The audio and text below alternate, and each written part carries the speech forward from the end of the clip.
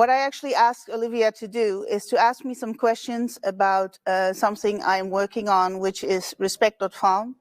And that stems from a visit to a laboratory in San Francisco, where people were producing cultivated meat. And further back, something I did when I took my father already at, he was already quite old at the time.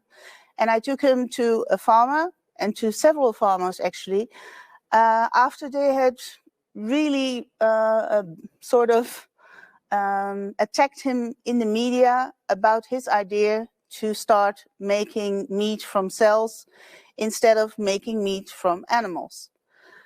And he was not only attacked by farmers, he was also attacked by vegans and vegetarians who at the time, and we're talking early 2000s, were really all appalled by the idea at all. What was this guy thinking about? Why would he ever do this? Or why would anybody ever want to do this? And I remember my father saying, Ira, I'm not going to go to the vegetarians or the vegans. They already understand the problem and it's not meant for them. But I do want to talk to farmers because I want to explain to farmers that, in my view, using farmers as food producers for cultivated meat in their barns, on their farms, in a way that would leave them in a certain way of pride, was one of the ideas he had. And I took my father, I drove him to a farm, we went through a farm, and I still remember my father having actually very kind conversations with the farmers. And they came out to actually understanding that if this farmer would convert his farm into putting in bioreactors and doing the math, that maybe that farmer could even produce more meat than he was currently producing. And as soon as you started talking about numbers, there was more interest. And this farmer, very proud of his business, took my father into the stables, which in itself was difficult for my father because he really was horrified by many of the methods going on. But there was also a moment where we went into the barn and this farmer said to my father, "These are very happy pigs." And of course, my father nor I would have ever seen the difference between a really happy pig, a happy pig, or a not so very happy pig. But this was the idea of this farmer. And those words came back to me many years later when I was in the lab at Just. And I was led around the facility there, and somebody working there said to me, "Ira, look here." And he was pointing at a screen, and at the screen you saw all these cells. And he said, "Look here, Ira, these are really happy cells." Because those cells were growing, they were growing fast, they were taking in the media, they were doing good on the medium. And somehow that triggered something in me. And then going further into the space, going to all of these amazing conferences, like Alex just said, what Alex organizes is amazing, what is happening in Maastricht is absolutely amazing. Also what GFI is putting together, and you can learn so much over there. And I did. But somehow there was something missing because I still had this story of the farmers doing business with cultivated meat. And I didn't see anybody talking about that. Then in our country, where we have more pigs, more cows, more everything than people, and we already have a lot of people in our small country. Hang on a second. Yes. Most people don't realize that the Netherlands is the #1 exporter, I think. No, second. But for such a small country, it is an extraordinary producer. Yes. We're currently, actually, people are saying that we're sort of the Silicon Valley of food, but we've been that since the 17th century, and somehow we are a master in producing more food than we eat ourselves, and taking every bit of land and taking everything out of it. And yes, it's true. If we would change anything, it would be a very good place to change it here in the Netherlands. And that's why I'm here. The farmers were told a couple of years ago that they might have to cut back on farm animals a little bit, 10% maybe. That already gave some problems. But not so very long ago, a certain politician said they had to cut out 50%. And then there was also a big nitrogen problem. And our country went berserk, and all the farmers went to The Hague, and there was a huge row going on. And what I found so difficult, we do say to the farmers, you have to stop, but there was no solution for them. And I knew there is a solution for farmers. So farmers can still make meat. They can still farm on their land. They can still do the work we entrust them in, and that is being trusted food producers, but without the animal. Just cut out the animal and still produce meat. And that is something that I'm actually physically working on. I've called it Respect.farm because of my father taking off his head to the cow in a sign of respect to the animals that have served us, but unluckily in a really bad way for them. And yes, I will be talking about this idea some more. And also the research we've done, actually one of the causes of this whole event altogether with Cor van der Welen, also was informing how farmers could in the future possibly make meat on their farm in a totally different way. So that for the first time we can say to the public, would you like to eat meat or would you like to eat a dead animal? And I think the choice will be in favor of clean meat or cultivated meat. Or okay, Olivia, I will start calling it cell-based meat. Thank you, darling. There's one thing that not enough people know, which is that Gen Z, we're going to have a session from Gen Zers pretty soon, but more and more of Gen Z is going plant-based, telling their parents, I'm sorry, but I don't eat corpses. And there's really nothing you can answer to that because you really are eating corpses. And the other thing is that Gen Z is, depending on which expert you listen to, reaching 40% of the world's population. So they're soon going to be the biggest purchasers with the biggest purse. If food producers aren't right now already adapting their products to Gen Z, they're going to go the way of the dinosaur. And in a way, Ira, what you are doing is helping to give them a solution to transition to the world coming very, very soon where Gen Z will be the main purchaser. Well, the word that you're using, transition, is the key word. The end game may be just plant-based, but right now it's not the end game. Right now it's a transition space, and for that transition and also for wrapping our brains around different kind of foods than we're used to, I think cultivated meat, oh, my mistake, cell-based meat will play a crucial role. Okay, I think I've talked enough about this. You've made me really nervous, you know this. I am now going to see, because I want to know, is Leon Moone somewhere in the waiting room or not at all? That might be the case, and then I'll explain something about it. He's not there, okay. Talking to farmers and actually working on this idea of Respect.farm, you meet amazing farmers and you learn a lot.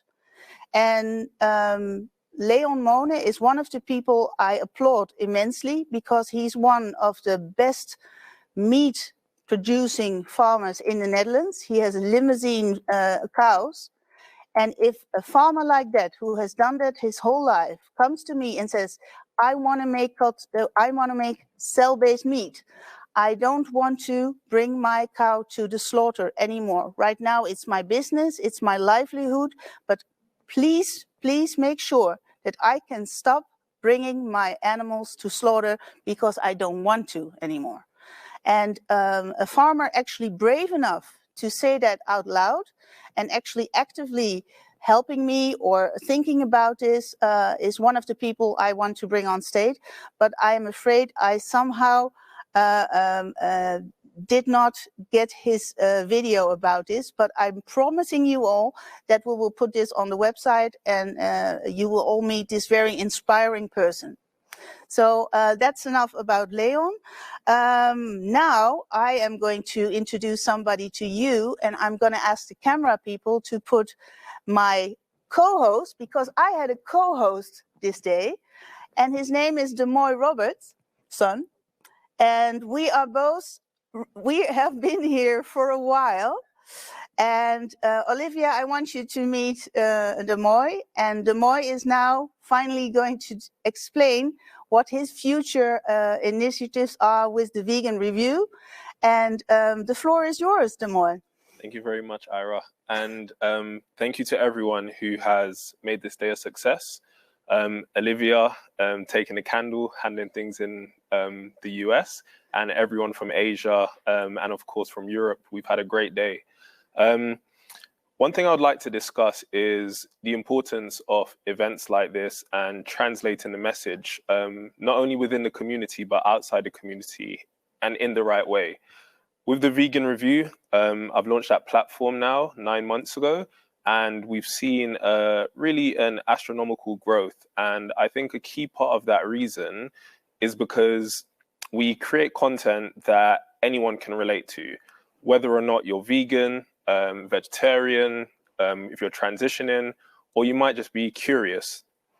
I think with all the great innovation happening, it's, you know, a shame if we don't get that message out and get that across in the right way. I think a key message as well that Ira has mentioned today is how willing people are to adapt and to adapt for the right reasons. So currently what we're doing at the Vegan Review is we're really focusing our message on getting our core audience to really understand what we're doing and to then push our message out to then their following. How we do that is we have a group of core writers, pretty much influencers, I call them anyway, and then we have the outside team of freelancers. We are always looking for new journalists, so if anyone out there is a budding journalist, please do get in touch with me. And we're currently working with vegan businesses, plant-based businesses, cell-based companies to help them echo their message. How we're doing that in 2 ways. The first way is we're focused on their brand marketing.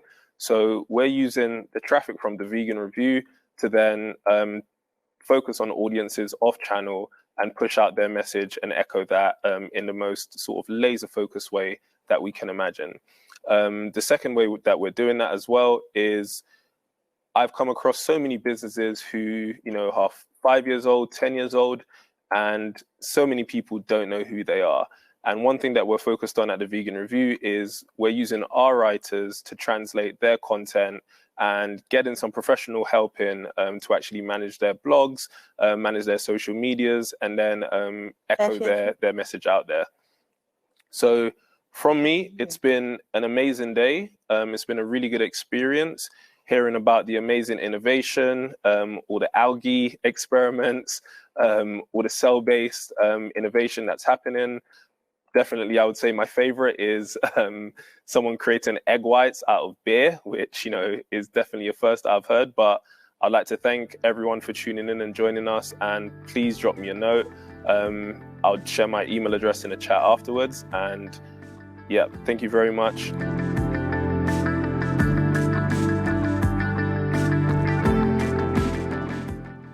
Hi, Damoy. Can you hear me okay? Yes, I can hear you. Can you hear me? Great. Yep, I can hear you well. Yeah, so what it is this is an open session where if anyone, has any questions related to marketing, they can jump in, they can ask any questions. And yeah, we can basically just openly discuss anything anyone wants to focus on. Okay, great. So do you have any questions? Is there anything specific that you would like to start with?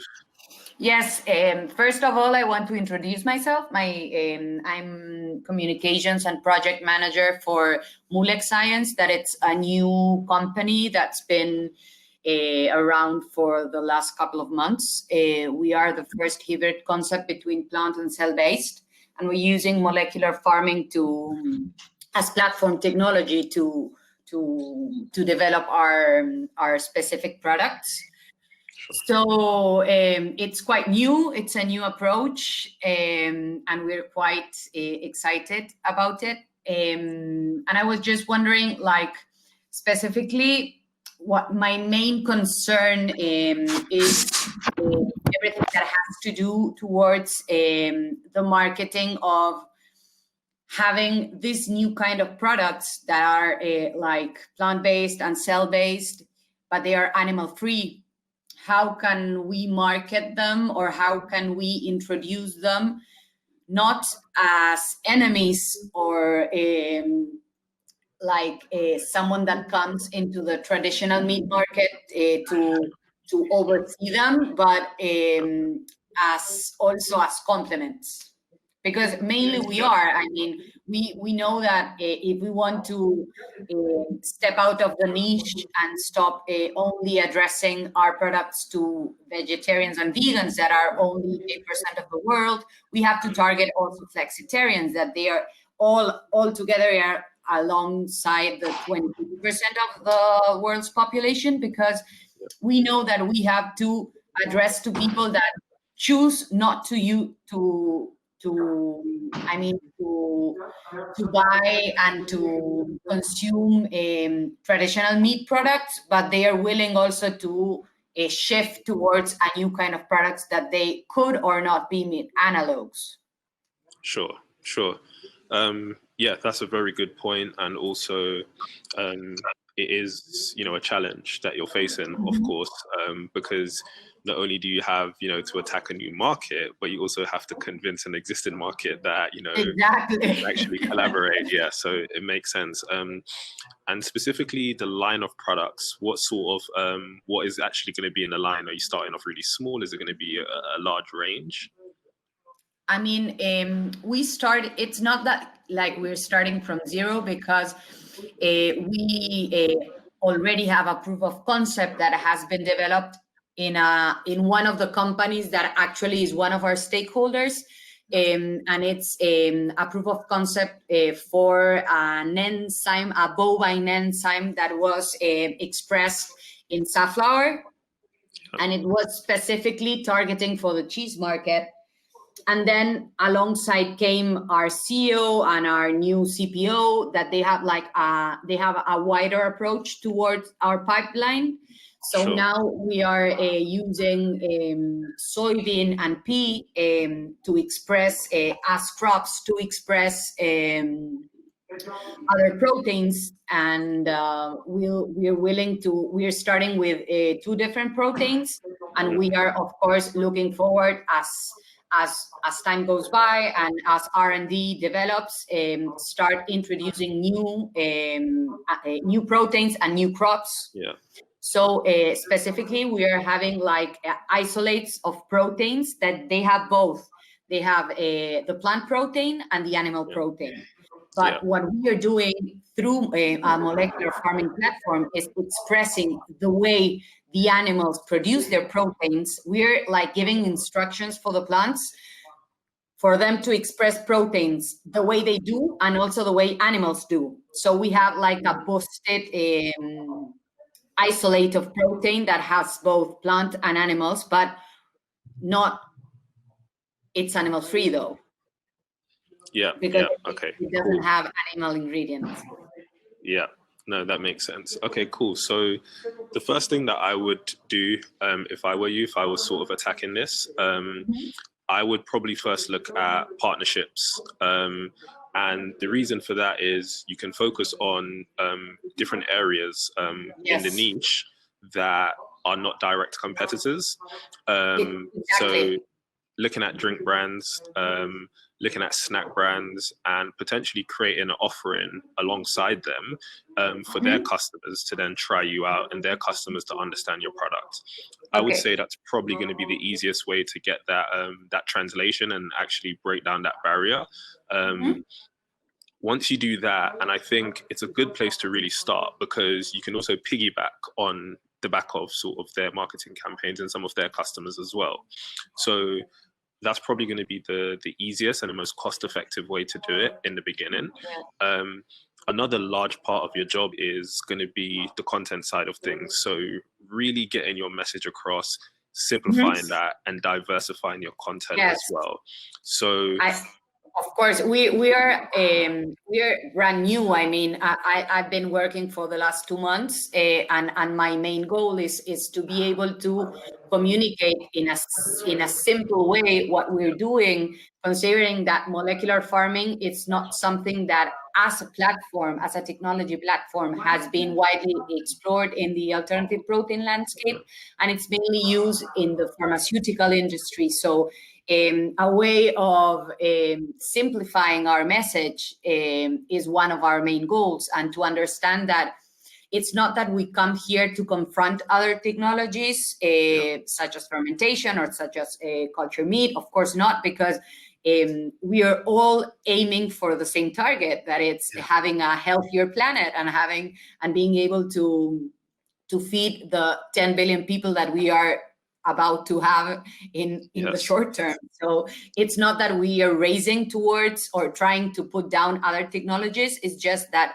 partnership for us is very important, because we understand that the benefits of molecular farming used in the alternative protein landscape, it's going to be very beneficial for not only the companies, but also as one of the things that has come along in the different talks that we've been getting, that it's what's the future role of farmers.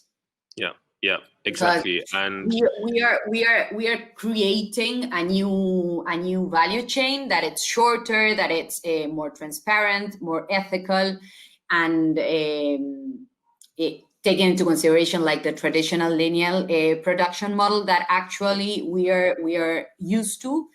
And of course, we have to have healthier value chains. But what about the farmers that were a key part of that traditional value chain? So that is one thing that we are aiming, and that it's to bring farmers back to the equation, and collaborating with them and introducing them in a newer approach. And that is how we understand molecular farming is a way of doing it, because we are, of course, planting, and we are developing R&D, but in crops that then they have to be planted. So farmers will be a key part of our equation.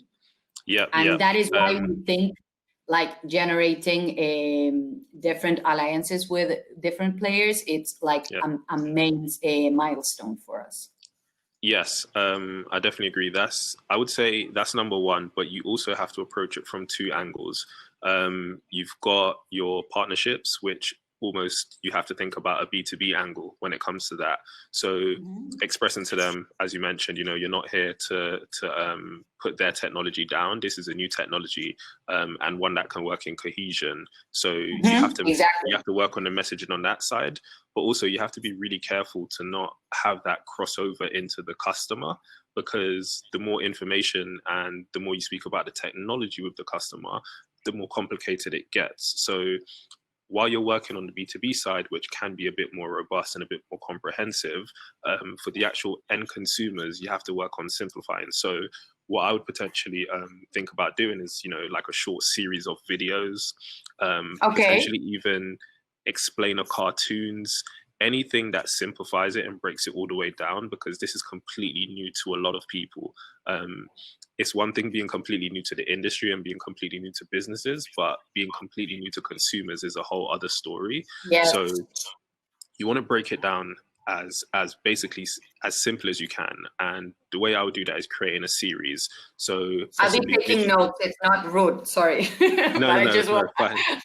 Yeah, no, go ahead. So things like videos, explainer videos, infographics. I would definitely make use of focus groups right now, especially because everyone is at home. So definitely make some use of some focus groups. Go in with, potentially not explaining much at all. Maybe gives people a short presentation on what exactly you're trying to do, and what the brand is about, and actually what the technology is, but don't jump too deep into it. And then get their feedback. Get their feedback from that, because you'll hear a lot of words start to shape up. You'll hear a lot of their thoughts start to shape up. And then what that will give you is an insight into the way consumers will then view you before they've had a chance to actually learn about you, which is potentially the number one most important thing for a brand. If somebody sees you on a shelf, or if somebody gets your product, what is the first thing they're going to think about? And that shapes more than your content. It also shapes your branding. It shapes your visual imagery. It shapes everything surrounding the brand. So personally, that's where I would start. I would focus on creating those partnerships on a B2B level, and piggybacking on the back of some of those businesses. And then secondly, focusing on the consumers and really finding out what their needs are, and then using their first impressions to then shape the messaging that you put out there. So for example, if you get, a group of 50 people and they all come up, the general consensus is, we're not really sure what this is, but to us it sounds like, you're taking cells and you're growing something. And for example, your marketing message can just combat that.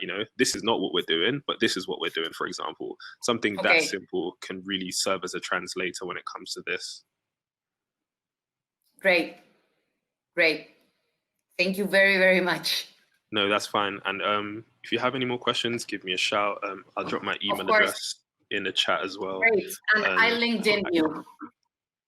Perfect. Okay, so we'll connect on LinkedIn. That's absolutely fine. Yeah. Great. Thank you. Right, thanks, Thank you Catalina. very, very much. And no congratulations on the event and the conference. It's amazing, mind blowing. Thank you very much. Thank you. Have a nice day. Bye. You too. Hey, Victoria. Thanks for asking that question. So my vision for the Vegan Review is to serve almost as a translator. And what I mean by that is we're focused on publishing content, not only for vegans, of course, or people who are interested within the vegan market, but also for non-vegans. The reason why I created a Vegan Review was to showcase that content within the space doesn't need to be scary. It doesn't need to be condescending. It can be easily digestible also, and to actually grow the space in that way, because I believe positivity stretches further than negativity. So we have a few plans coming up for the Vegan Review. The main thing that we're focused on now is working on our brand partnerships, and we're doing that in two ways. We're using a lot of the traffic and the data that we're getting to actually create marketing campaigns off-channel and on-channel. So, for example, if we have visitors on our website who are interested in a certain topic, we will then partner with brands to serve those needs and target the users off-channel using the data and tracking that we receive. The second area is we have recently launched the managed blog content side of the business, where we're working with small to medium-sized vegan businesses and large businesses also to help them grow their profile by managing their content. And a key conversation that relates to that very directly is a conversation that I had before with Catalina, who is launching a new brand, and they need to get their message across. They need to simplify their message, and they need to spread that message out to the masses. So with the Vegan Review, that's the two areas that we're working on commercially. And also at our core, it's just about producing very good content with journalism at our heart, focusing less on brand launches and product launches and things like that, and actually finding real stories from everyday people. That's a good question, and thank you very much. I don't believe the space is too crowded at all. I actually think that we need more media outlets in the space, and I say that because you have sort of the top tier platforms, and they're also very busy because there are so many new businesses popping up, and a lot of those platforms focus on those brands and the launches of those specific brands that are popping up.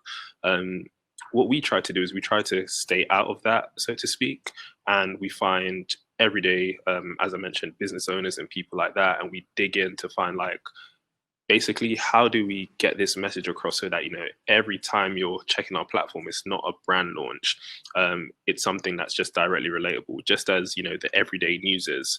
So when it comes to the space, I think it's not crowded at all because I like to compare it to mainstream media.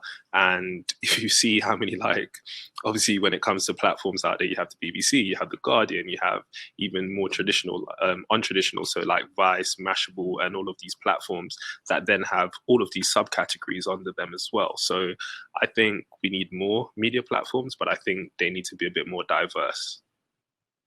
Very cool that you had a blog. When launching the Vegan Review, I had to make a strict focus, even though I launched it in a very lean way. It could have been seen as a blog, but I think we have lots of blogs, but what we don't have is lots of sources. And the reason why I believe that is because a lot of blogs, they're not set up in a professional way. So we do see lots of blogs, we see lots of recipe pages. And I think if some people switched their focus a bit and actually made it more of a business focus, then that would lead to a lot of people looking at them as a source, which would then actually lead to the validity of their businesses as well. Yeah, what I would like to see is more niche blogs popping up or websites popping up. So, for example, you have so many subcategories. As you know, this event is focused on cultivated meat. I would absolutely love to see, or cell-based products. I would love to see a really good platform launched just focusing on that. I would love to see a really good platform launched focusing on, the movement in the transport industry. I would love to see us looking at supply chains and different things like that and going a bit deeper into those specific niche. Whereas right now we have, platforms like ours. You have, Green Queen. You have Plant-Based News that focuses on sort of everything from a top-up level. But I think as we move on, you'll start to see things drill down a bit and get a bit more specific, because veganism, I don't think veganism is a niche. It's everything. It's just like if you were to log on to the BBC or the Guardian. So everything is veganism to me. So I think then after that, we can go a bit more sort of niche media focus. I think the market is as ready as we make it. And what I say by that is, although the market might not be big enough already when it comes to this specific audience, we do have enough people that are at least looking into these specific areas. Now, the way that I look at it, I remember sort of 7 years ago, I was introduced to cryptocurrency and blockchain technology. And a lot of the same questions was asked around the same time, is the market big enough? What's the adoption going to be like? And I think we don't worry about what the adoption is going to be like and how big is the market. I think we have to take a step further and create the market. And I know sometimes that is difficult when it comes to monetizations of certain things, especially when it comes to media, because it's all about the eyes. But you can also diversify that. So as I mentioned, the ways that we're doing that is we're looking at sort of outsourcing our writers, we're managing content, we're looking at handling marketing. So there's always ways to diversify within that niche and also be sort of a subject matter expert in that specific area as well. This is a really good question. I was actually just discussing this with my team.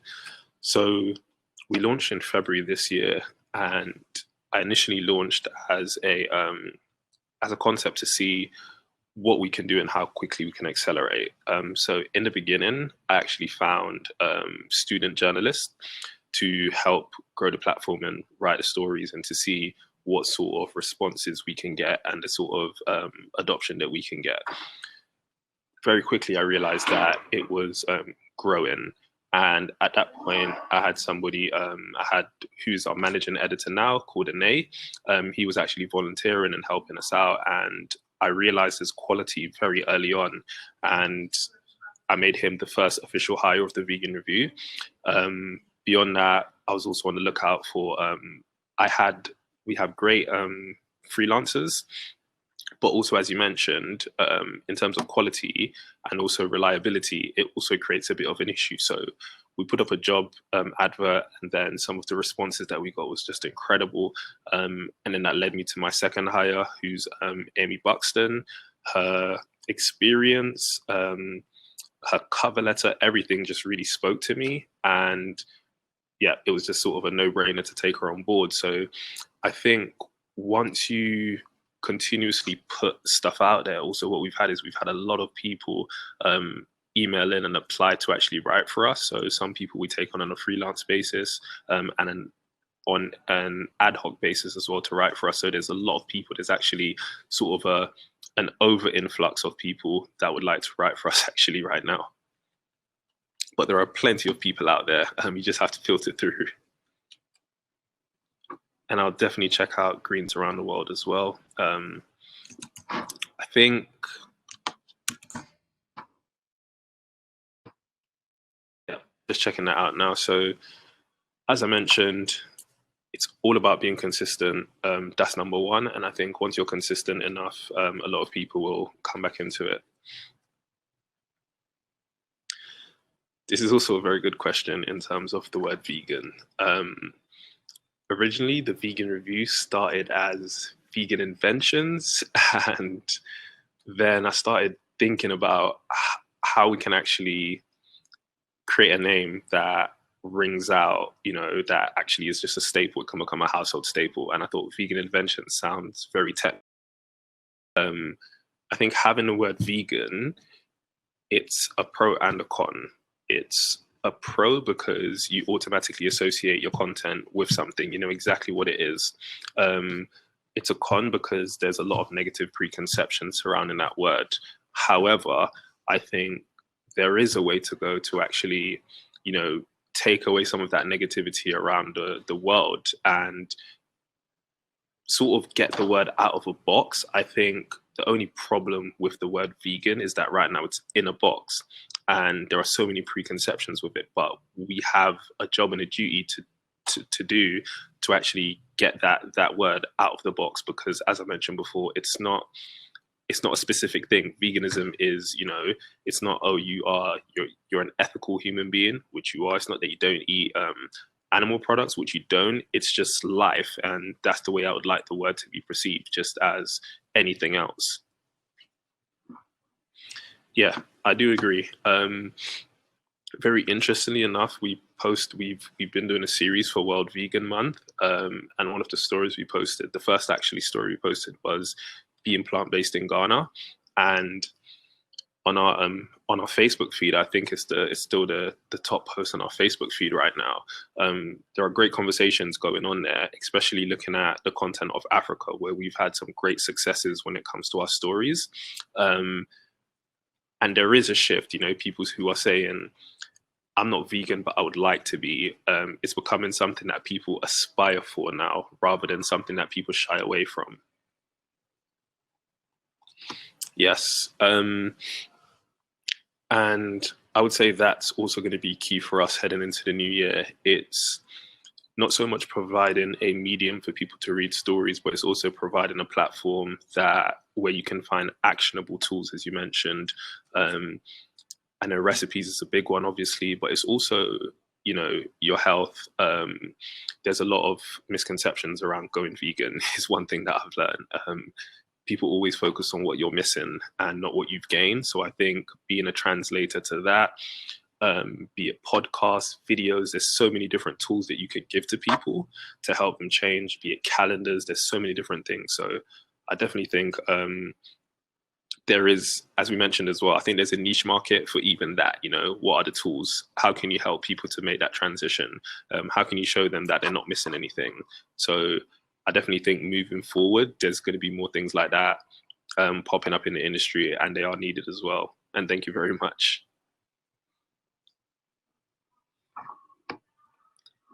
That is excellent. And yes, let's connect. I'm going to drop my LinkedIn profile in this chat right now. What's very interesting is, so I've been vegan now for 1 year and 9 months. I connect with people who've been vegan for a lot longer, like yourself. Some people, 40 years, 30 years. And I think a lot of people are now coming out and wanting to, offer help to other people. A lot of the vegans I've spoken to that have been vegan for over a decade or two, they felt like it's been a bit almost like a secret society. So now everyone's, in the open, everyone's coming out, they're offering help. So I think even sort of a marketplace that, consumer to consumer would be amazing. I think everyone's different when it comes to our dietary requirements, when it comes to our lifestyle. But one thing's for sure is there's going to be somebody else out there that is going to match your lifestyle. So I think having people who can actually help each other would be amazing, because a lot of people don't have that support. And I think that's probably one of the main bottlenecks.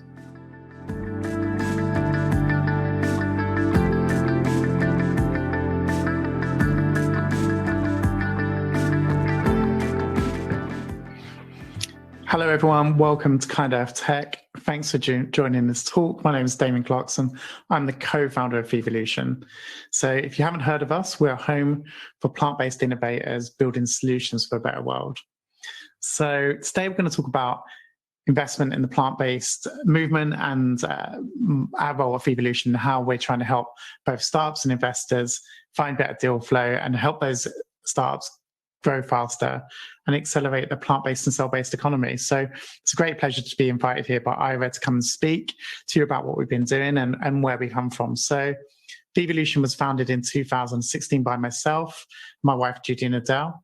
We started in the UK, and since 2016, we've been operating mostly as an events and media company.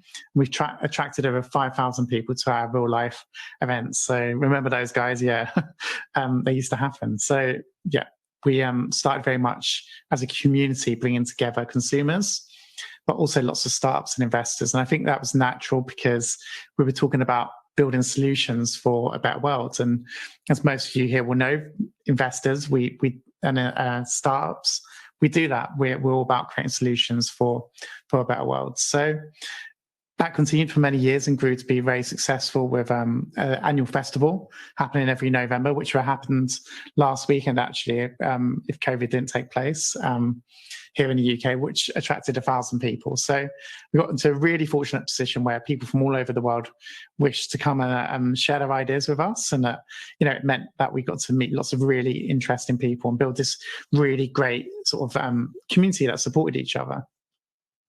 And something we've been really passionate about, and from the very start had really attracted a strong community of entrepreneurs who wanted to talk about, how their plant-based business was impacting on, helping us reach the goals we have to hit around the climate and, helping animals be removed from human consumption. So all became really interesting, really fast, and very entrepreneurial spirit. And one of the things we started doing in 2017 was hosting an investment competition called Pitch and Plant. So we've done that every year since, and it's something we're really growing now at Evolution. And this is a really exciting time to be getting into the plant-based, cell-based space. Just looking at the Good Food Institute report earlier this year, there was 1.5 billion raised already, and online grocery is set to be worth 250 billion by 2025. So it's a brilliant time to be starting a business or to be invested in a plant-based to cell-based business. So this is something we've been very much at the center of in the UK. We get so many startups messaging us saying, hey, we're looking to raise some money. Do you know any great investors? And the truth is, yeah, we do know some great investors. However, I can't respond to all the emails. Judy can't respond to all the emails. So we started to think about what's a more scalable way to do this. And at a similar time, Michiel van Droosen, who's a serial tech entrepreneur and a leading vegan investor, was having the same problem, but from the investor angle. He was having lots of startups approach him, and he invests in many startups. He has about a portfolio of around 16 companies. However, he can't support every startup. And he was thinking, surely there's got to be a better way to do this, more scalable, more intuitive. And so he started thinking about a platform he could build. And simultaneously, me and Judy were thinking about a platform we could build from the startup side. So we got together, we started to know each other, and, you know, Evolution happened last year. Mikhail came and spoke at that. And we decided that, along with two other partners, Stefan Stegman and Tristan Hartman, that we would build a new Evolution, really tapping into the community that already existed of startups and investors, and make something that would be really scalable for us, but also democratize information. Because in the past, fundraising has been very much about who you know. This is about what you know. It's about having a great idea and speeding that whole process up. Like, I've been really fortunate. I do know some great investors, but it's taken me 4 years to build up those relationships. Me and Judy have been working really hard to do that. So I think the new platform that we started to build was all about democratizing information and making it easier for those startups to find great people to work with, and easier for those investors to find great startups to invest in. So it's a situation where everyone hopefully wins out. And so we're very much in a beta at the moment, a beta of the beta. But we started getting lots of investment decks on our site through our competition, Pitch and Plant. This is taking place as a live pitch competition on the 15th of December, and you'll be able to log in and watch that, and we'll circulate the details. However, now all those investment decks are on the site for our founding investors to view. So we have investors like Blue Horizon Corporation, Plant-Based, and Willem Blom, a Dutch investor, Capital V, Veg Capital, Dismatrix Group, S2 Capital, and Kerry United, all signed up to be founding members of this platform. So they will be able to access our kind of 300 companies now looking to raise money. They're all live on the Evolution beta. And through our tool, they're able to speak directly to the investors, and the investors are able to use our tool to manage their deal flow. So it's now open, like I said, for members to join. And, you know, for a professional investor, angel investor, it's £1,000 per year to join. And then for a professional plant-based impact fund, it's £2,500 a year. And for a venture capital fund, it's £4,500 a year. So a really big goal of ours is to help investors find great people to invest alongside with. Because all of us know when you have a great team of investors, it helps the company grow, and it ultimately helps investors achieve better returns. So what I'm going to do now is bring up a demo of our new platform. So this is a beta, so please be kind. This is a beta of the beta. New iterations are being built at the moment, and they will be available in the coming weeks. So what you're seeing here is a really early sneak preview of what we're doing, and how you can use that as an investor and as a startup to hopefully find great opportunities for each other. So I'm just going to share my screen now. So if you just bear with me a second while I bring this up. Okay, so this is a demo of our platform. So these aren't real deals to start with. These are fake deals that have been created by a developer to enable me to show you for this this purpose of this talk. So what you can see here on the, let me take it back a step actually. So here I've logged into my deal flow. And so it's been really built for mobile. So it's very optimized for mobile. When you use it on your mobile, you have a really great experience as well. So here I can see on the left-hand side, a bunch of startups looking for investment. And I can see that some of them have new messages in, and I can open them up. So let's look at this one, Impossible Foods. Maybe not the real Impossible Foods, but we'll have a look. So I can hear in the details tab here, open it up and see who this company is. So they're a plant-based protein company. They are looking to raise 3 million. They have a ticket size of 250,000 euros, and they're valued at 35 million. So you can see here what problem they're solving with the company, and you can see their mission. So this looks great. If I'm interested, I can view the pitch deck, which is a dummy file here for illustration purposes. However, on the live site, we have 300 pitch decks that aren't dummies that you can view now if you get in touch with me. So here I'm logged in as an investor, and I can see the founder's keys. So I can message Keys and say, hey, I love the look of your startup. Can you tell me your expected revenue in the Q1 of next year, so 2021? So I can then send this to Keys. And then he can write back to me and say, yes, we're doing great. We're projected to do X amount in Q1 next year. And I might go, yeah, well, that looks fantastic. So I'm now interested in investing. I can click the tab below here where I can see other interested investors. So this is a popular one. We've got a Tristan investor, Michiel van Druzen, James Bond, who's taking a sabbatical from his spy work. And I think Judy is in there as well. So I can say, this startup looks great, competitive landscape, but their product is unique. I can join the conversation with the other investors, and I can say, I'm willing to invest,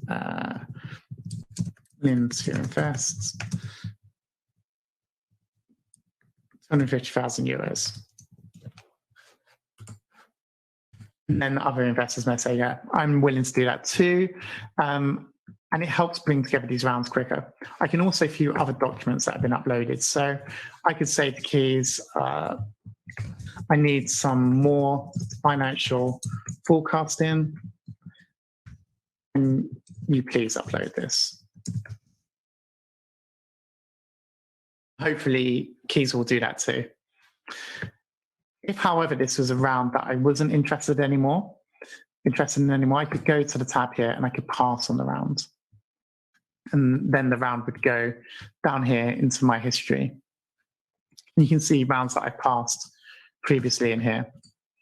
And you can just go through again and do the same process, view the details, message the founders, speak to co-investors, and ultimately find great deals for your investment portfolio. And if you're a startup, this is completely free. You can use this for now. This is completely free. So you can go on there, upload your rounds, and you're in a private environment. So this isn't somewhere where your competitors can go and look and see what you're doing. This is a private environment with professional investors. So as I mentioned, this is the beta of the beta. This is completely open to investors now, professional investors. If you're interested, please email me at damien@fevolution.com. You will have a call with me where we'll run through the platform. And you can just go to our website at fevolution.com and you can sign up as an investor and fill out our kind of a few questions. And then again, I will be in touch and we can talk about you joining the platform. So this is what we have at the moment. And we're very much data-led as an organization, and we very much want to hear from you. So if you get in touch and you use this platform and you have feedback, please send it to us because we're iterating and building this for you. There's going to be a lot more features coming down the track. I can't reveal all of them yet, but basically it's going to allow you to be more specific in what you're looking for from startups. So I'm going to stop the sharing there. That's what we're building. And it's very much for people who are serious about being part of this positive movement to change the world. So look, I'm here in the Q&A. We can chat about this more. We can talk about, other things as well, how we built Fevolution as the events and media business, the plant-based business podcast, and, how this tool can help startups and investors. So I hope you have a great day at the conference. Thank you, Ira, particularly for inviting me and for being a great supporter of everything you do at Fevolution and all the work you're doing with KET Tech along with the team to, grow and accelerate the plant-based and cell-based movement. I think it's really fantastic to see. So thanks so much. If you need to get in touch, remember Damien Clarkson, Damien@fevolution.com. You can find us on social media @Fevolution_ in all the places, Instagram and LinkedIn in particular. So, okay, great. Thanks for your time. And I I hope you enjoy the rest of the conference. Thank you very much, Damien Clarkson. And here is Leon Moone. I told you.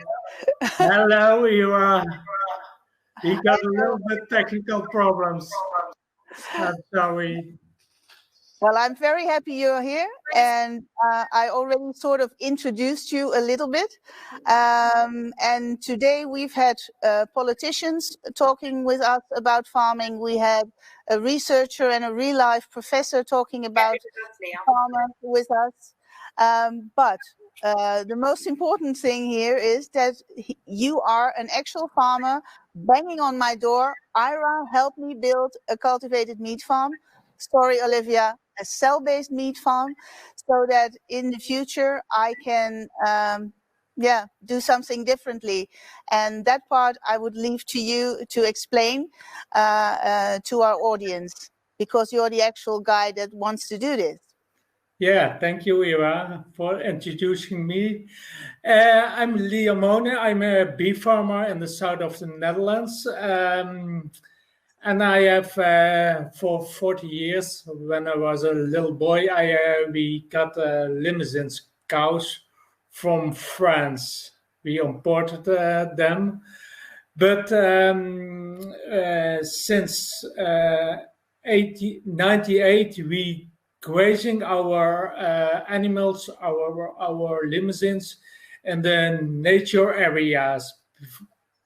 We do that before. That's really nice for the cow. They have a lot of space. But in 2012, I was on the University of Nijrode in Breukelen, and I have to make a study in about 30 years with what I am going to do with my meat. It was very difficult for me, but that was the first time that I'm thinking, what can I else doing with my cows and producing meat and not slaughter anymore my cows. But I think it was too early, and in 2018 there was Cor van der Wele. She was earlier this day, and she asked for farmers. They want to do something in cultivated meat. And I was still very interested in that kind for producing meat for my cows, but I don't slaughter them anymore. And Cor invited me to make a session with you, Ira, and that was the first time we met each other. And then it's going very fast, and my brain is spinning around what I'm doing with cultivated meat and with my cows and with my farm. But the reason that I'm so interested in cultivated meat is that I love my cows. Maybe maybe when I say that, you do think, all of you think, yeah, but you slaughter the cows, but how can you love your cows? But I earn some money from my farm, and earn some money from my beef cows is to slaughter them. But it's not what I wanted the most. But that was the thing that I thought, what can I do on my own farm to producing the meat for my cows? And you helped me a lot. Yeah, can I ask Maarten? You're Leon a lot, so. Sorry? Awesome. Oh, okay. I know you can actually mute him in the top right corner of his screen. I heard something, Ira. I don't know what I heard, but that's the reason that I make a study to do with cultivated meat on my farm, and that's going very fast last year. I spoke with Maarten Bosch. How are you doing, Jacob? And I heard someone else. Do you hear me, Ira? I can hear you perfectly. Okay. I spoke with Maarten Bosch. I deliver my meat on our restaurants, And one of my clients are in Maastricht, and he knows Maarten Bosch also very well. And I spoke also one evening with Mark about cultivated meat and what I can do on my farm. And that is for me now a thing what's the train is driving at this moment. And I hope that I maybe next year or maybe when the time is ready, that I can produce some meat on my farm for my own cows. And that's a dream for me for the future. And I like to have what you say early, to tell my clients, because I give also workshops on my farm, and I can say to them, do you want meat from what you say, from a dead cow or a cow that's still alive? And that's for me a new beginning to producing meat. And I'm really excited when it's going to happen. Well, let's try and make this happen and find out whether this is an actual possibility. I know a lot still has to be done in that direction. We both know that. That doesn't mean that it can't be done. I was around when somebody tried to do something that was not possible at the moment. And right now, I think around 50 startups worldwide are trying to do exactly what he thought of. So maybe, Leon, your idea is not that crazy at all, and I think we have to pursue that possibility sooner than later. Yeah, but I see also today more startups. If I saw last year in Amsterdam. Yeah. And that's the reason that for me, that is going to be very fast at this moment. That's the reason why we're doing this event. I have to now invite our next speaker. Leon, I'm so happy that we found you backstage. And thank you for coming on. And thank you for being somebody brave enough to actually say that you want to do this. Because not everybody is brave enough to say this out loud. Thank you very much for this. Thank you, Eva. Hi, everyone. So we're back again. And as we promised, we do have some Gen Z influence. And I believe they are in the waiting room right now. No, it's a video that's going to go on. Oh, apologies. It's actually a video that's going to start next, and then we have some Gen Z influence. So first we'll play the video, and then I'll introduce our speakers. Hey, everyone. My name is Mackenzie, and I'm an undergrad at the University of North Carolina and a member of Aleph Farm's Z Board. And we're going to be having a discussion today about the Z Board and the role of young people in cell agriculture. My personal background is working with several startups in this space, both in plant-based meat and cell ag, and also doing some event organizing with KET and some writing and reporting about the industry more broadly. And so I'm going to let the other two members introduce themselves. Hi, my name is Isabella. I'm 17 and from Canada. 2 years ago, I began writing different scientific reports and reading patents on the cellular agriculture industry and compiling together a blog. I also worked with Mackenzie 2 summers ago to start the alternative protein show, the KET one in Amsterdam, which was a very exciting time. And now I work with another organization called the Knowledge Society to integrate different types of emerging technologies like cellular agriculture into the curriculum to teach young people between the ages of 13 to 17 around the world about this awesome new field. Hey, I'm Ahinoam Tuvia. I'm 19 years old. I live in Israel. I am the daughter of Didier Tuvia, the CEO of Aleph Farms.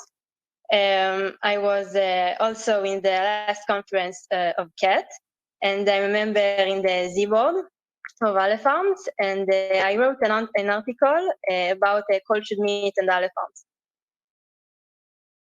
Awesome. Okay, so my first question for us to talk about is, what is the Z Board and what do they do? So first of all, Aleph Farms founded the Z Board, which involved young people from Generation Z in their reflections. We can express our opinions and impact the vision of many people around the world educated them and show them the opinions that cultured meat can offer. It's very cool. So could you all tell me about some projects that the Z Board has done? Yeah, I can start. One of the projects we did a couple months ago was about getting students who were in quarantine, potentially off of school for a little bit, to really get to engage with this industry and hopefully get started, if possible, to get more potential Z Board members involved. So we organized a panel with 3 panelists to talk about the future of cellular agriculture, what it means for students and their careers and their career trajectories. And we put together an hour-long panel where we had about 100 attendees attend, and then we also made a YouTube video which has gotten several views, and it's now used as a resource within the industry and a good starting point for students who might not know about this incredible technology and opportunity, for students that are just starting to think about their future undergraduate degrees or postgraduate or whatever they're doing after school, and trying to shape their extracurriculars around that. So it was a really exciting chance to bring awareness to young students in terms of the cellular agriculture industry, presented by Aleph.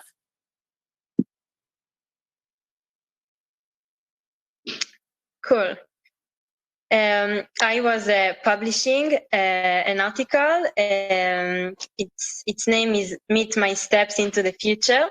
It talks about the technology of cultured meat and why it's so important for the environment and for us. Because eventually I think the environment and sustainability are issues we care about, and we need to fight for it. Awesome. So now that we've talked a little bit about what Aleph Farm's Z Board is about organizing educational events and also about creating content, and then we also sit on different phone calls to talk about the future of biofarming, looking at energy supplies, looking at sustainable nutrition. So we have a lot of discussions online to provide our perspective, but I think it'd be really cool for us to dig into our personal motivations. Maybe Mackenzie, you can just get started on your motivation behind this industry. Sure. So I've always cared deeply about the issue of climate change, particularly the impact that industrial factory farming has on the environment. For a really long time, when I was trying to figure out, how can I make a positive impact on the world, I was focused on trying to lessen the harm of the problem. So, make factory farming more sustainable, or more thoroughly regulate the industry. But when I learned that there was this entire emerging industry of cellular agriculture and plant-based meat that, leapfrogs the problem entirely, I just knew there was something I had to work on, rather than kind of running in circles, trying to fix something that's just so inherently flawed.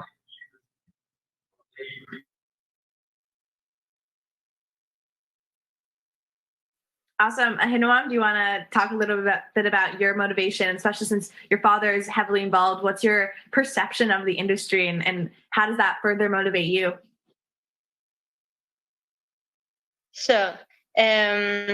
Well, I think as a Gen Z, our values are based on thoughtfulness and caring of the needs of other creatures and the needs of Earth, and how we can fix the world and change it for good.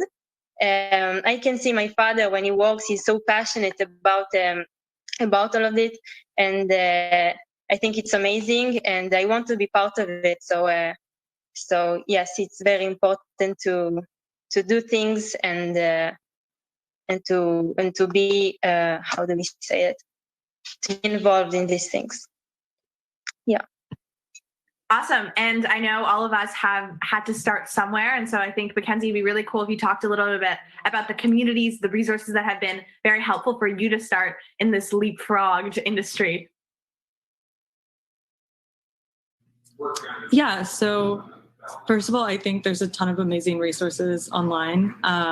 One of the first ones I found was actually an awesome article that Izzy wrote on Medium about the technology of cellular agriculture. I would say I think what TKS is doing with exposing students to emerging tech is awesome. And, getting kind of like this curriculum to bring you through the basics, I think is a really, really helpful starting point. And I would actually direct people towards some of the blog posts that their students wrote. They're genuinely super helpful. Further, I know that some researchers at Tufts actually open sourced a intro to cellular agriculture course online. And especially if you kind of want that technical background, I think it would be super useful. Further, I mean, GFI is like a treasure chest at the Good Food Institute of awesome resources. And recently they've really prioritized supporting young people and university students who maybe want to pursue careers in this field or just to further support it. And so they've recently developed, I think, a handbook to careers in cellular agriculture or plant-based meat that I would definitely recommend. And also in the past year, there's been like a network of clubs at universities, some of which I think are directly receive like logistical support from GFI. I know UNC has one called the Protein Project that actually one of our other Z Board members started. And it's really to support students who want to pursue careers or just support this industry, however. So, I mean, the best place to start is Googling it, but I would also just ask people in your community who share those kinds of passions. So how has y'all's involvement with the Gen Z board shaped your career goals and what you see as possible for, you know, a mission-driven career potentially in cell ag? To be part of the Gen Z board, it makes me know more people and more way of thinking and how you can influence more people. And I think it makes me more strong and more, and I know more what things I actually care about and what I want to do with my future and how I want the future will be. And in what world I want to raise my children. And I think it is, yes, it's very important, a lot. Yeah, just to add on, I think it's a really incredible opportunity for students who are growing up in this time where we don't really know what the next 10 years looks like, what the next 5 years looks like. And when we're just stuck in a classroom in high school, most students don't even know what it's like, what a cellular agriculture company is run as and what the roles are and what those trajectories are. So being involved in the vision creation, the fact that we've been able to sit down in calls and rooms and talk about what does the future of sustainable nutrition look like? What does the future of energy within cellular agriculture look like? Those are rooms in which we're exposed to people whose careers are like, they're forming the future of careers. They're forming the roles that we might be able to fill. And I think it's a perspective that is so undervalued because I mean, I'm in the last grade of high school. So a lot of my friends and I are getting prepared to go to university.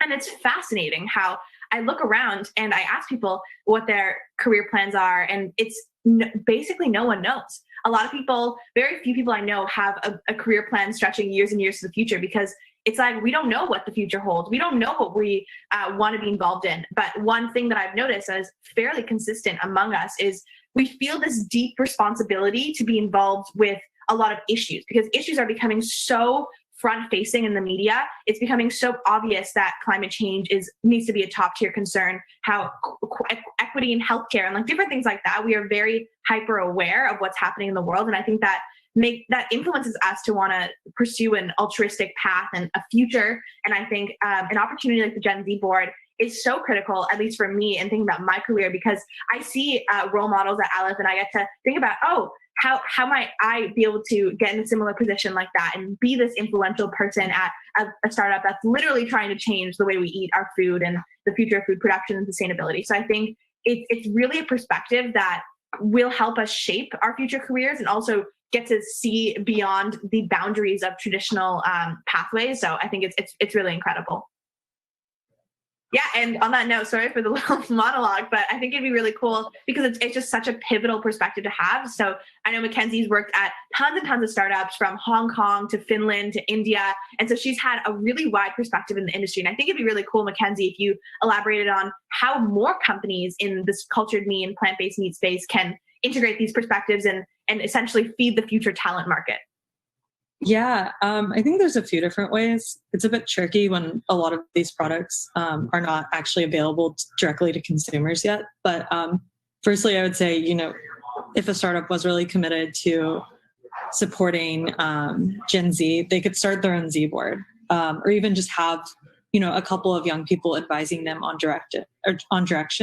Further, I think taking young people as interns and really mentoring them is such an impactful thing. Mentorship is so critical, especially, in an emerging industry. And also, I think keeping Gen Z values in mind when companies are forming their marketing and communication strategy is so critical, because we're very brand-driven group. And so working on a brand that deeply resonates with Gen Z, I think, can really make a large impact in gaining their attention. And on that branding note, I think there's there's almost no better way to think about the branding and test it other than with Gen Z members, because now you can have their eyeballs and their perspectives front facing. And I know Ahinoam talked a little bit about trust and how trust is super central. I don't know if you want to expand on that point of trust.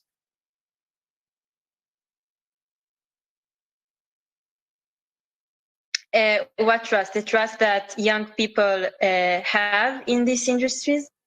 Yeah, the trust, maybe even just the value of trust. It seems like we really care about trusting the companies that are creating the forefront of the future.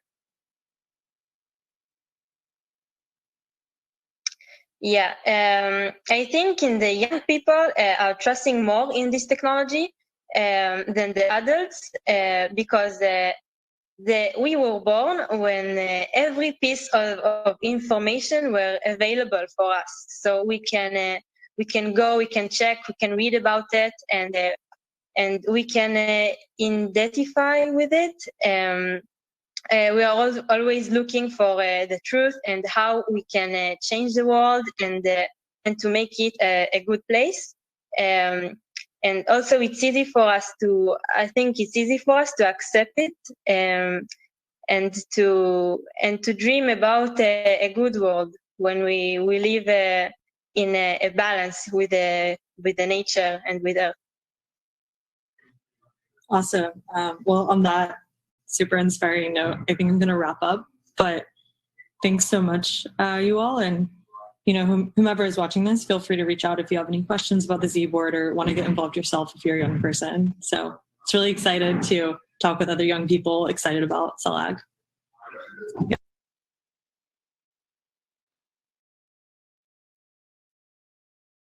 Hi, everyone.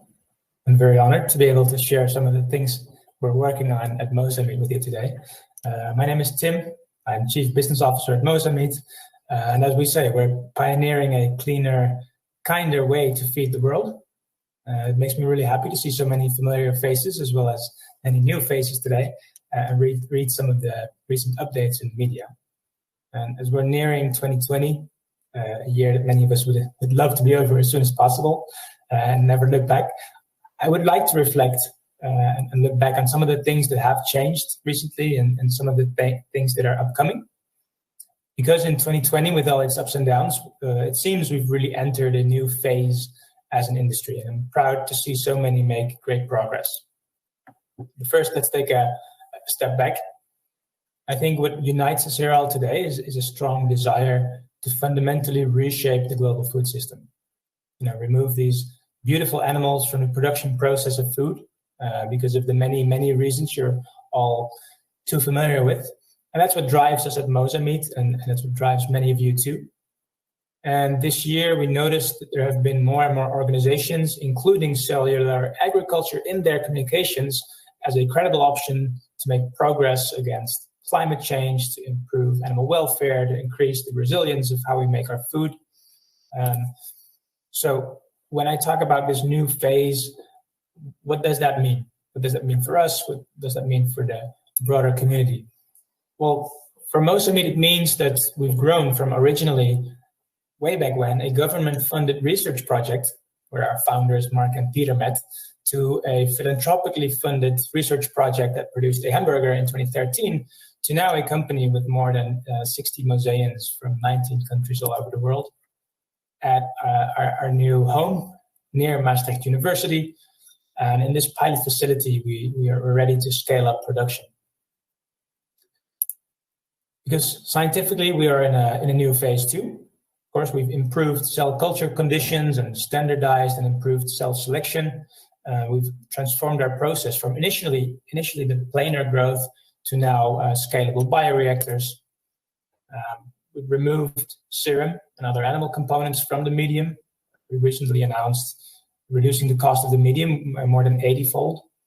And we've laid some of the groundwork to recycle growth medium, because ultimately the sustainability of the processes that we are designing is of the utmost importance to us. So, for example, we're preparing to use solar panels on our pilot plant, and projections are they might be able to completely cover the energy consumption of the entire facility when fully operational.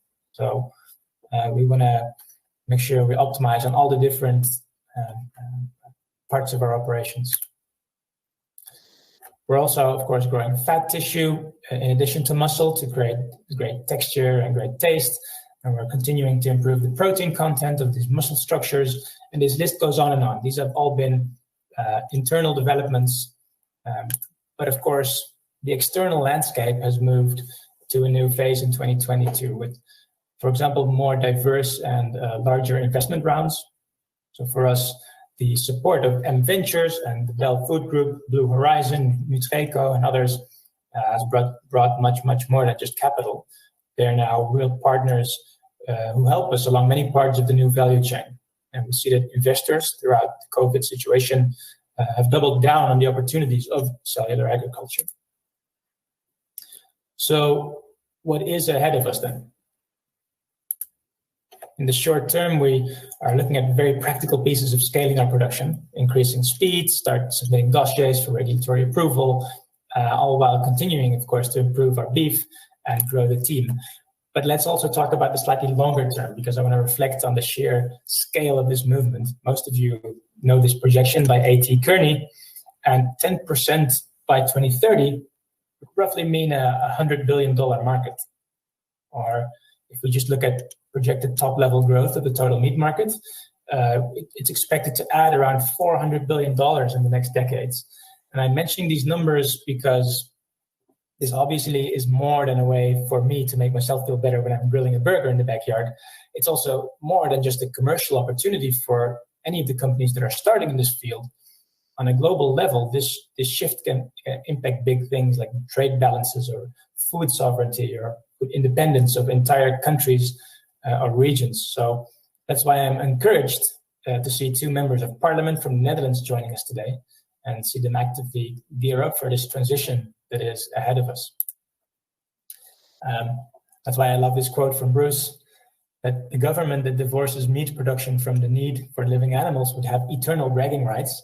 The way I see it, governments can get much more than just bragging rights, as we saw on the previous slide. And part of this new phase that we've seen take shape in 2020 is an increased attention and awareness of the integral role that governments can play in this transition. So again, we're seeing encouraging progress. We're clearly in a new phase, and we're doing this all collectively. So I want to take this opportunity to thank you all for doing your part in reshaping the global food system. If you have any questions about our role in it or how you can contribute, reach out to me or anyone in the team. And I'm looking forward to connect with many of you today and over the next months or years to reshape the global food system together. Thank you very much, and I hope we'll be in touch. Maarten, hello. Hi. Well, Maarten, Hi, Ira. How are you? The reason you are on right now as our last speaker of the day is that last year we had a KET event in Amsterdam, and you were the first one on stage beside me and Olivia. I'm not sure whether you still remember. You had just joined Mojo. I was super anxious to meet you. Who's that guy who's now at Mojo? And I specifically asked Olivia to get you out of the audience and give you some tips on how to make sure that you would do the best business possible for Mojo. And to be quite honest, I think she succeeded because in just 1 year, you've done a pretty good job. And maybe you can tell us something about how happy you are that you are now Mr. CEO of Mojo, Mr. Maarten Bosch. Well, thank you, and indeed, I do remember, of course, that event, and it was a wonderful event, and you know the boat rides in Amsterdam, the Nemo, it was all fantastically organized, and unfortunately now it's 2D, but again fantastically organized given the circumstances. So a lot of credits to you both, or to the whole team, I should say. Yes. But yeah, no, it's been a very interesting year, and I'm in a very happy place despite all those circumstances. But I was in a happy place back then already, but it only grew. I joined Mojo Meat a year and a half ago almost, and it was kind of new to me, this whole idea of cellular agriculture, but I was just super intrigued on the impact it could have on some really major topics in the world. For me personally, climate change was the main reason to be super intrigued. And I have a daughter who's been a vegetarian for the last 3 years, and has been confronting me with my frequent eating of meat. And I think Olivia said it well. Eat meat or a dead animal. I think that's a nice way to put it. I've been feeling more and more guilty about it and eating less, and basically just dying to see and eat our own of Mojo Meat for the last year.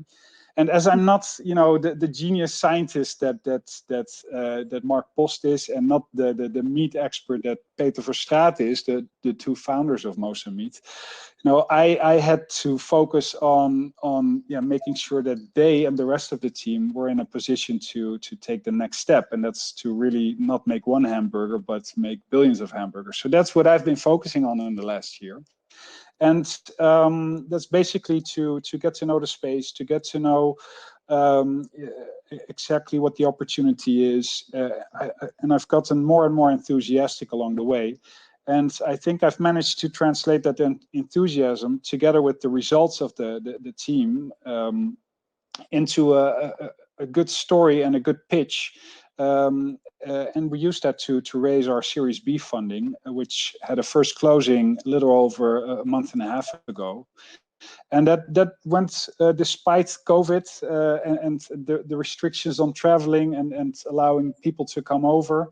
The result has been fantastic. We found a group of wonderful investors who is now backing us and have put us into a position to really have enough resources to make this happen. And that's just a fantastic position to be in. We don't have to worry about every euro for the next couple of years anymore. We can just really focus on making this into a reality. And that's just a wonderful place to be in. Oh, Maarten, I am so happy I can congratulate you on a successful year. And I hope to see you back in one of our next KETs to be even more successful. And of course, besides maybe being allowed to do a tasting in your own facility, after that, I really want you to come taste or do a tasting at KET. But you know this from me. I will follow whatever you are doing, you know this, and having been such a good pitcher, I will make sure that I will seek your advice many times for the things that I would like to do. And thank you for being a partner, of course, of KET.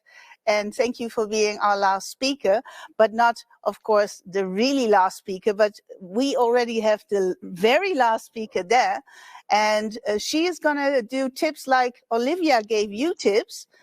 Robin is now going to give us tips on how to do events, and especially virtual events, much better than we did this year, because she's the expert. She wrote a book on it. And if it's not possible to do live events again, we have to all listen to Robin. Am I right, Robin?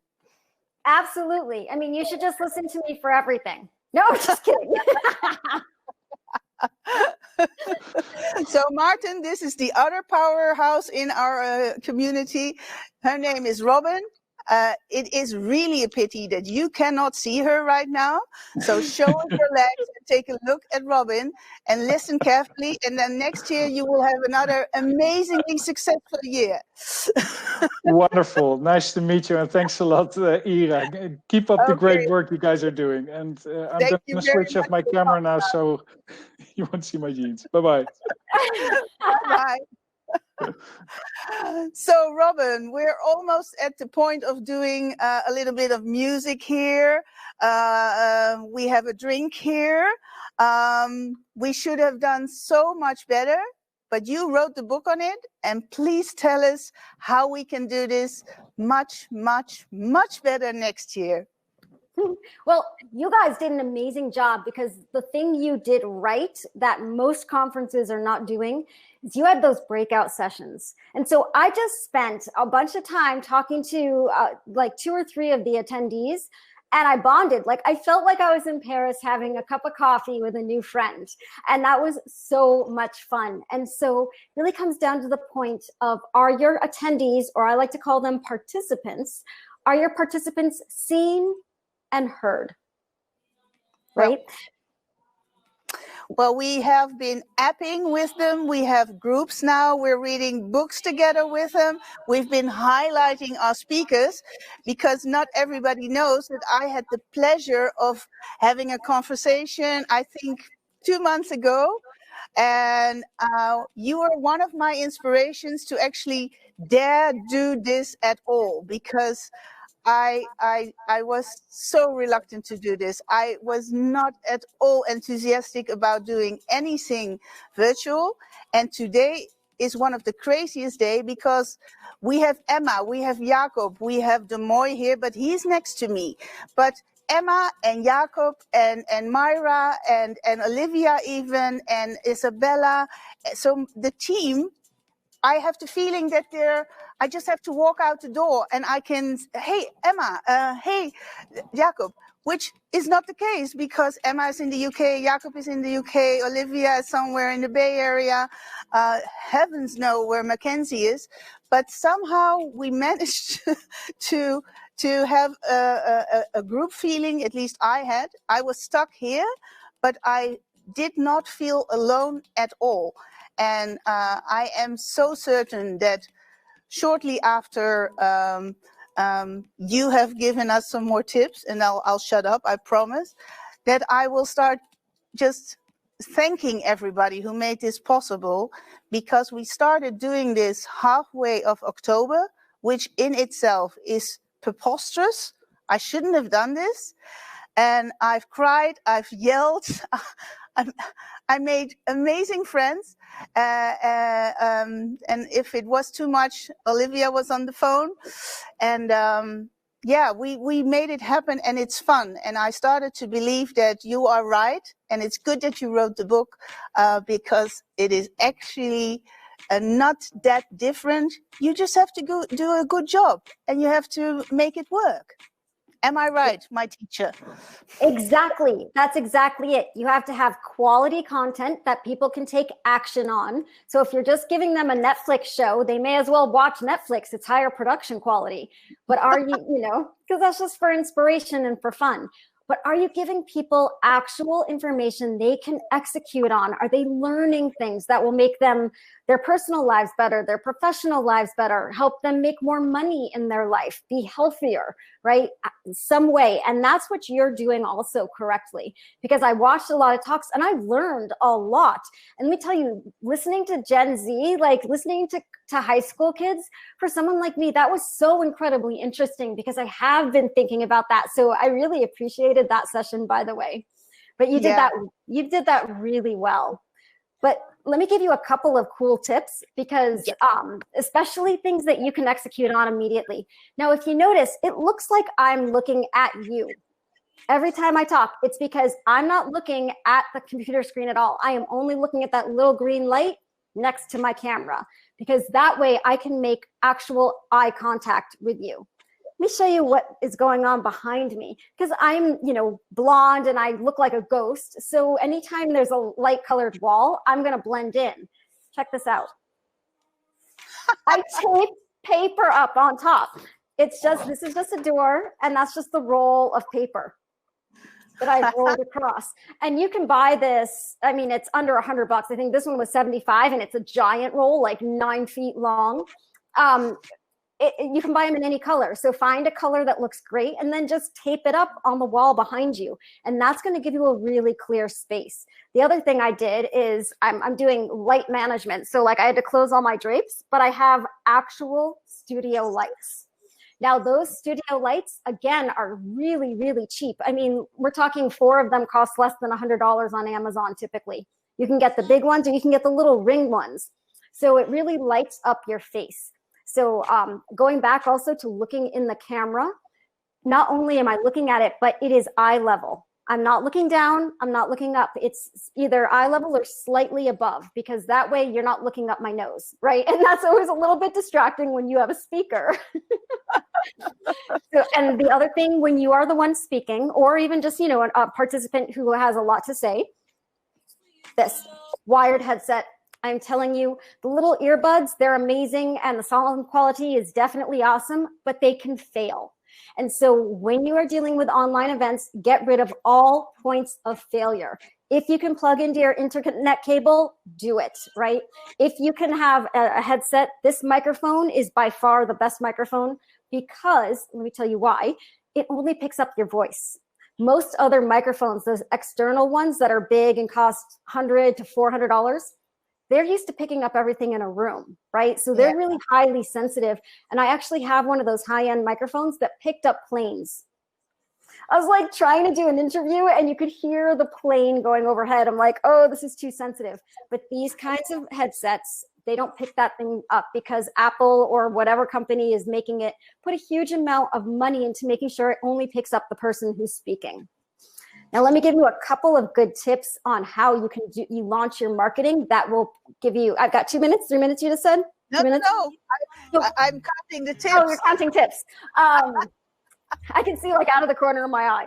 So now, you know your speakers are all going to show up. You know when you're dealing with, say, a bunch of startups, they're all going to show up. They have a vested interest. When you're dealing with, say, an event that has a lot of startups and investors, the people you really care to show up in the room that may not are those busy investors, right?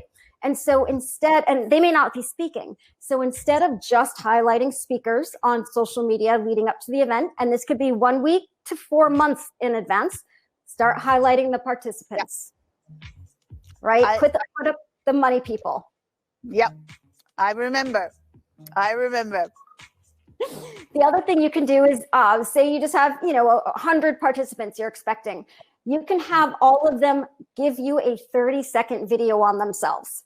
And so if they upload and you just give them instructions, this is how you film it, this is what we want you to say, and give them 1 or 2 examples of other participants who have done it, have them do that, and then you start posting their videos on your social media every day, post 1 or 2 of those 30-second videos, and then take all those videos and put them together into one reel so that you can upload, say, a 5-minute video. And this way, all the participants get to meet each other before actually attending the event. Because that's one of the main reasons people go to events. Yes, they want to hear the content, but bigger than that, they need to network and they want to know who's in the room. And so the only way to know what participants are going to be in the room is if the event tells you beforehand. And so by putting together that video that really just goes through and quickly tells you everyone who's going to be in the room. That way, people like me, I would be writing down the names. I'm going to immediately go to LinkedIn and I'm going to connect to them. And then at the event, I'm going to make an effort, like a pretty big effort, to seek them out. And this is whether it's an online event or it's an in-person event. So some of these tricks you can actually use when we go back to in-person events or the hybrid, because the hybrids are what's going to take over 2021.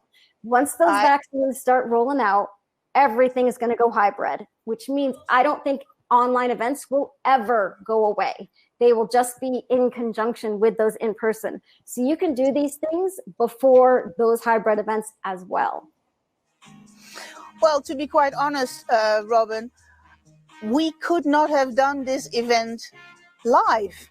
This was 11 hours, 65 plus speakers, 4 continents. So in itself, this event showed that virtual events are a way to go. And I am all for hybrid, whether it's cultivated meat together with plant-based meat. That's also my goal. And I'm totally with you. Hybrids is the way to go. And connecting local to international, I can't wait for that. So I'll be reading your book over and over. I'm so very honored that you were willing to come here and that you're one of these amazing friends that Olivia has. We are now slowly starting to put up a little bit of music. I hope I can find Olivia somewhere. And I'm going to highlight some people from the team because this was really a team effort. And we held on and we made it happen. And yeah, we have some rock stars, not only as speakers like yourself, but also in our team. So thank you so much, Robin, for coming on. Thank you. Can somebody find me Olivia? Dude, I'm here. I've been shouting it in the chat room for eons and eons. Hello. Okay, we have some music on here. Can the music go on a little bit louder? I'm a great dancer. Yeah, I know. We are great dancers. No, Damoy Olivia is a great dancer. Yeah, yes. Yeah, and we're going to keep him on. I know. Don't let him go back. Just chain him to the desk. We're not letting you go, Damoy. Sorry. No. He didn't tell you that. What, my dear? Well, we are sitting here in the Rijdt in Amsterdam, which is, I believe, the biggest conference facility in the Netherlands, thanks to friends of mine. We have been hosted, and he's right now at the camera, and his name is Simon. And Simon is the guy that made today happen, not because he did amazing tech today, but because when we first met, way back 1 week ago, he was willing to go with us, work with a platform he had never worked on before, do an 11-hour crazy event that they had never done before, because normally talks are 30 minutes, 45 minutes. So they get some time in between. This was crazy. Every 10 minutes something was on, and then it was a logo, and then was this, and a platform they had never worked on before. So Simon and his co-workers, but it was Simon who actually wanted to go with our idea. And of course his boss Dennis, people that we have to cherish for forever, because they made us go this way. And then if I could, can we, Simon, get Emma on? Can we get the others on if they are around somewhere? Because we have a very big team. No, Olivia when you has say the others, you mean the whole team, right? I mean here, Emma, Jacob, where is Alessandra? Jacob is around, I know. Jacob is somewhere around. Where's Myra? Yeah, where's Myra? Where's Myra? That girl. That girl is golden, absolute golden. And we actually were a very small team doing a big job and working long hours. And there's one thing very special here today with me, and that's our newest team. Last year, he was a runner in the KET event in Amsterdam. And he's actually the only one that I'm allowed officially to hug. So come on over here. And this guy is the only one I can officially hug, you know. Well done, Kate. Especially for Josh, he's wearing his Just sweater. And and he's so proud of you, and he loves Emma, and he was also happy to see everybody back. And hey, who's there? Jacob. Jacob. Hi. Hey, Jacob. Hey everyone. Hey everyone. Oh gosh. So as we are going to listen to Robin, hybrids is the way to the future. We will always wanted to make sure that local and international would connect. Hybrid is a very way to go. If Simon is willing to keep on doing this, and Emma keeps on being the most kind person in the world, and Olivia keeps on being the one I love, and God knows how much I love her. Yeah. I really do. And of course, there are so many more people I want to say thank you. We had 2 artists in residence. I don't know whether you saw it. There was this little girl working with a puppet and doing all the little things with the puppets. Her name is Isla. And starting today, she is now an official movie star at 5 years old. And the other artist in residence whose funny things we were allowed to use is Daniel Oakfield. And for me now, and especially for the guys here, I think we have to wrap this up because we're tired. I think we have to ingest everything that we've learned and seen today. I'm so happy that Damoy was willing to stay with me all this time. And thanks, Kik, and thank you guys. And Olivia, do you have the final words? Please. Yes, my final word is that Ira has not slept in about 3 weeks. And so whoever's in the studio with her, can you please kidnap her, lock her in her bedroom, and make her sleep? Myra! Hi! Hey! Disappeared to say hi. Hi! Here. I'm so happy. The event was amazing. Yeah. I think it was really good. I didn't get to see all of it, but it seemed like it was incredible. And Ira and Olivia, you two never failed to astound me with what you can do. Just when you put your heads together, the sheer determination, I swear, is what makes this just so amazing. And to get this volume of people together in an 11-hour window, even.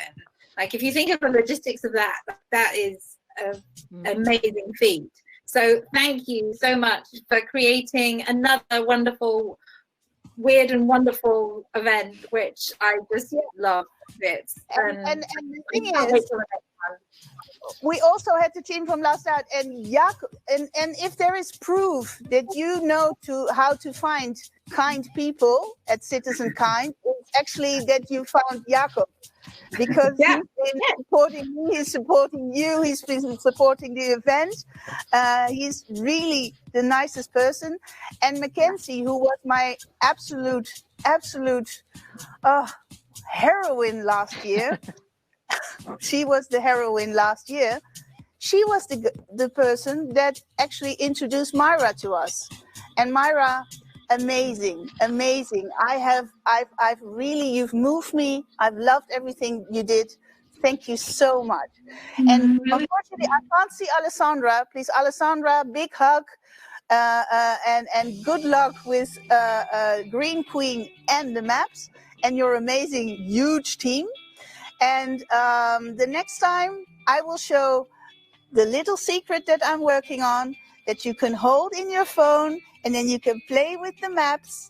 And that is going to be the next little thing that we're going to do. My darling, you have to actually say the word. What is it? Oh, why don't you say it? You know it. It's an app. We are soon to be releasing an app under Ira and her secret team. The other thing I want to say is, don't give me any credit for this event. This was all on Ira and her team. I'm not kidding when I say that she didn't sleep for 3 bloody weeks. So all praise to Ira. You've done an extraordinary job, and it really was not supposed to be feasible, and yet you pulled it off. So thanks to all of you. Yeah. Thank you. And now we're off, out of here. Can you just put on the logo, guys, and then you can also go home. Bye, everybody.